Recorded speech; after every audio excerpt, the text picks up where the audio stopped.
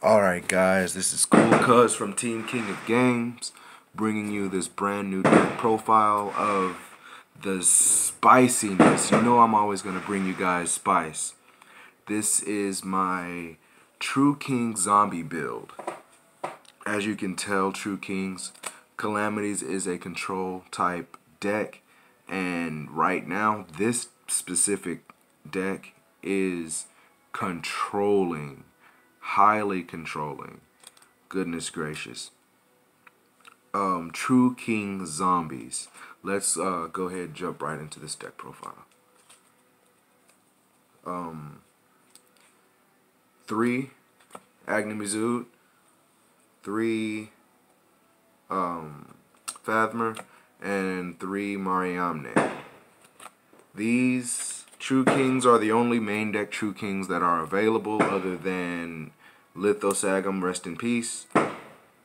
And if you don't know what they do, Mariamne searches for a True King, Fathmer specials a True King, and Agni-Mizud adds a True King from grave to hand. So they're very powerful, very beefy, very annoying monsters, especially for them to lead up to Calamities. And that's all of the True King monsters. On to the zombies will be Doom King, Zombie Doom King. I don't care about the rest of his name. His name to me is Zombie Doom King. He is Zombie Doom King. And that's all that is to it. He's busted. He is by far one of the strongest zombies I've ever read. His effect is that during each standby phase, if he is in the graveyard and if a field spell is active, he can special himself in defense on every standby phase if he's in the graveyard. So multiple, LOL. Busted, LOL. Anybody? But the rest of his effect is that when a zombie monster activates his effect, he has to chain directly to that effect, and he can either negate that effect or banish a monster on the field. Now, banishing and negating can both be done in separate chains once per turn. Both of them can be done once per turn in separate chains. This guy is too strong for his own good. Next up is Glow Up Bloom. Glow Up Bloom is when this thing is sent to the graveyard, you can banish it and search out the Doom King, Zombie Doom King, add him to hand, or if Zombie World is active before this effect is activated, you can special Doom King and go from there. This card's busted, and it's also a tuner. Busted, very, very busted. So, Glow Up Bloom, crazy. Another one of my one-ofs, which is really, really busted, Necro World Banshee. Now, this little sweet wisp can ban it. When this is sent to the graveyard, it banishes itself from the graveyard, and I can activate Zombie World from my deck. Busted. Like, I'll never ever have this on field. One copy, banish it from the graveyard, activate Zombie World.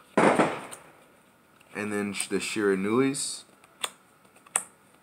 So I run Spirit Master because of the attribute. I still have to hard summon one of my True Kings, preferably Agni-Mizud, because there's 4 fire monsters right here. So I can actually get the summon off pretty easy using at least 1 fire attribute monster. So the fact that there's at least 4 instead of 3 makes it better. I'll prefer 5, but that's a later date. I'm looking for it. I'm probably either going to use another Spirit Master or Samurai, Shiranui Samurai. And the one that would probably replace it would be the Gozuki. I would probably replace the Gozuki. But maybe not, because I still need a dumpage to get stuff into the graveyard from the deck. This is the rest of the zombies. See, they're all dark and earth. I still need at least fire, wind, or water in order to special summon my True King monsters. So they can be used for the summon of calamities. That is my monster lineup.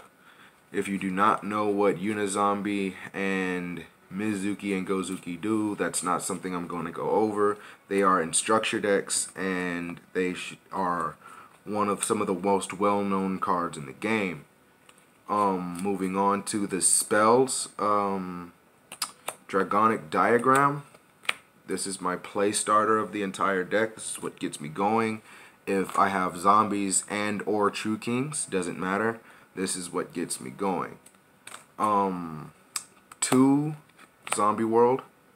All monsters on the field and in the graveyards become zombies. Busted card, man. Busted. Happy New Year, guys. Moving on to terraforming. Too bad terraforming is at only 2. That really sucks.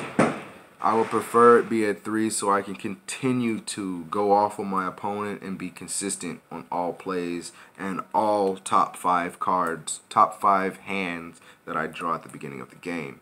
And a set rotation to round out the loss of the 3rd terraforming.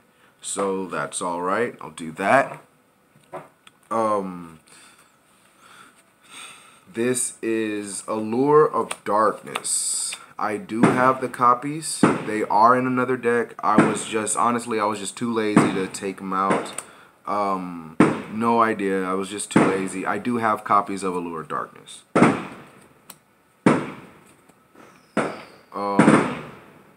One copy of Herald of the Abyss.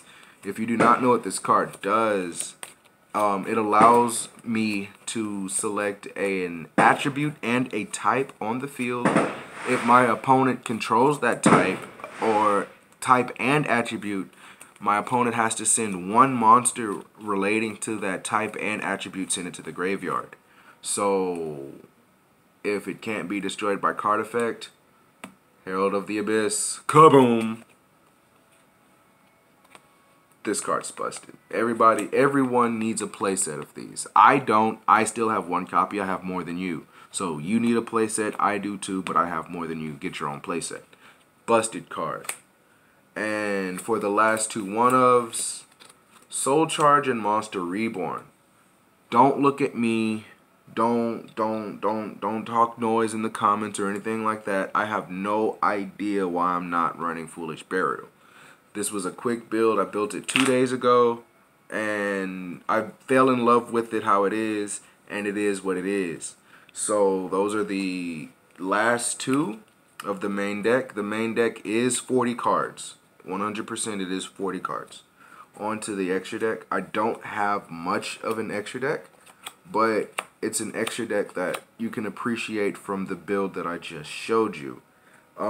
I could elaborate and go into the rank 8s for the Doom King, since he's very, very specialable.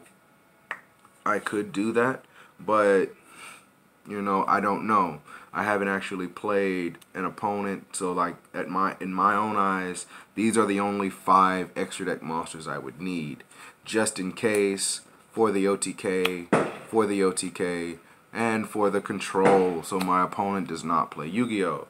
And in this point, there's no reason for my opponent to play Yu-Gi-Oh! At this point. So you're just going to lose to my True King Zombies.